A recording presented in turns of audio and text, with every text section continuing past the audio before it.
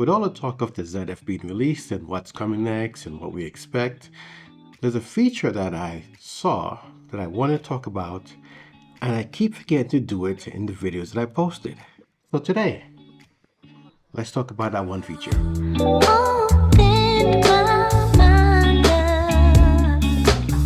By now, you've probably watched a lot of videos talking about the ZF, what the specifications are, what's expected, what we're all speculating based upon the rumors and what we think we should get. Now, earlier on, I talked about, I think if they have the Z8 and Z9 sensor, then we see that it's probably going to be the Z7 sensor. And, you know, it got me thinking when I was looking at all these features. Black and white. The one thing that kind of stood up my mind is, why would they have a specific switch for black and white? That got me thinking. In the last couple of months, we've seen a couple different manufacturers release black and white only mirrorless cameras. With the rumors not solidified, one could think that maybe Nikon would also come out with a black and white retro style camera. The ZF has been talked about for some time, but the specification is not quite firm as far as what we know it's going to be. One thing I have been doing since I've had the Z8, I've been trying out some of my old lens. For example, here's my 40mm Voigtlander knockdown lens. Pretty cool lens, right? Manual focus. When I sold off all my F-mount gear, I kept the Voigtlander lens and, put it aside for a second, the FTZ adapter. So this what's attached here is 58mm 1.4. I love this lens. This is like a really beautiful lens. I just like how this renders and how it looks. The images from this thing has been pretty great. Now I've tested both of these lenses and I want to show you some pictures before we continue. You're everything I want, don't play. You're everything I need, don't change the way you feel. And baby, I'ma keep it real.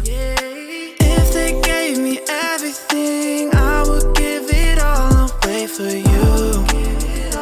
Give it all away. With you, I know I'll be okay. Girl, there ain't nothing I wouldn't do.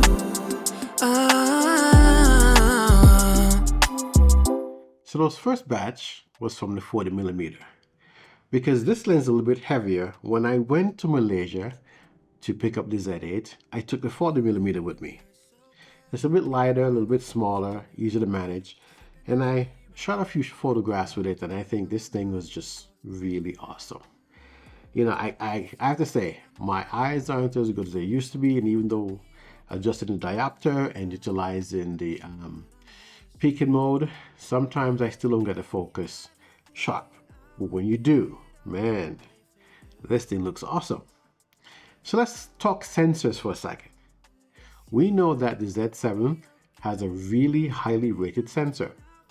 The Z9 sensor is rated highly as well, but then upon the release of the Z8, everyone's saying, well, everyone, I should say the people who were testing these sensors, I said this thing is pretty much on par with the Z7 sensor, Z7 II.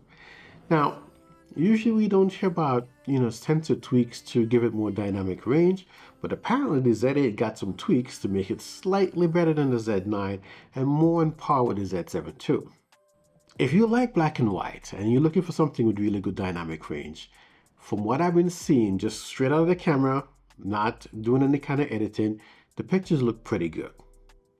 I'm not a black and white expert, but to my eye, what comes straight out of the camera looks good. If you want to tweak it even more, you can go to the next level and you can do that. But if you're getting good quality out of the camera from the beginning, that's a great start. Before we get further into the video, let me take a moment to remind everyone that's watching, if you like the videos, please remember to give it a thumbs up. If you're watching the videos and you like what you're seeing and you're not yet subscribed, please hit that subscribe button and become part of the community. I share information about camera. I also do travel videos as well and talk about gear from time to time. Every subscriber helps. I also have become an Amazon associate. So the links you see below in the videos, you can utilize that to purchase any kind of gear. The way this thing works is Any kind of purchase you make, I get a small commission from Amazon based on that purchase. It's not big, but it does help the channel over time. So I'd appreciate any help you can provide by clicking those links and making a purchase. Thanks, and let me return you back to the video. I've been saying to myself, should I dive in and get this ZF? Because in my mind, I was like, I don't really need another 45 megapixel camera. I got this great camera that does wonderful in photo and in video, and the video specs of this thing is like awesome. There's like, it goes all the way up to beyond to what I can use at this stage. So I look at this camera as their long-term keeper. But why would I get a ZF? Well, when I had the DF, manual focus lenses was a thing that I loved on that camera. It basically brought me back to the old days when I used to shoot film. Everything you had to set up manual. Shutter, your aperture, your exposure, you had to get everything right and focusing as well. It slowed you down. You had 12, 24, 36 shots per film. And you wanted to make sure that whatever you were shooting, you got it right. Today's youth with digital cameras, it seems more speed is the thing they look for.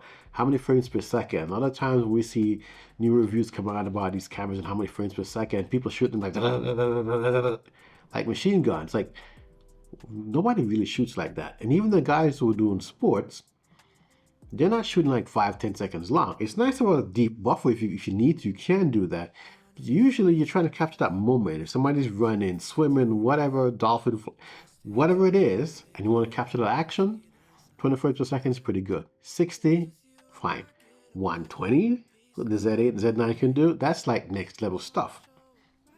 So, those of us who started with film, if we had to do that, it means you're spending money on a winder, something that can do everything fast to get the frames per second. And typically, those are professional guys that can afford these things. Not most of us who are doing it for hobby and just for normal shooting.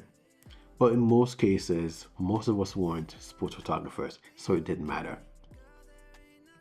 So now you have Voigtlander that's producing lens for the Z mount. But it's not here. What I've seen from their list, there are a couple lenses on there that I've thought about buying for my Z mount camera.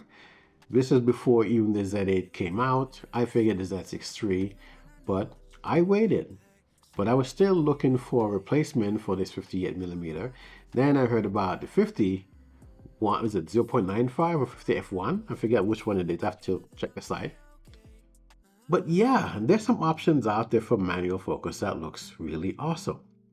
And I can tell you, shooting with this on the Z8, these two lenses, and even using the 24-120 in some of these images, the shots look really good.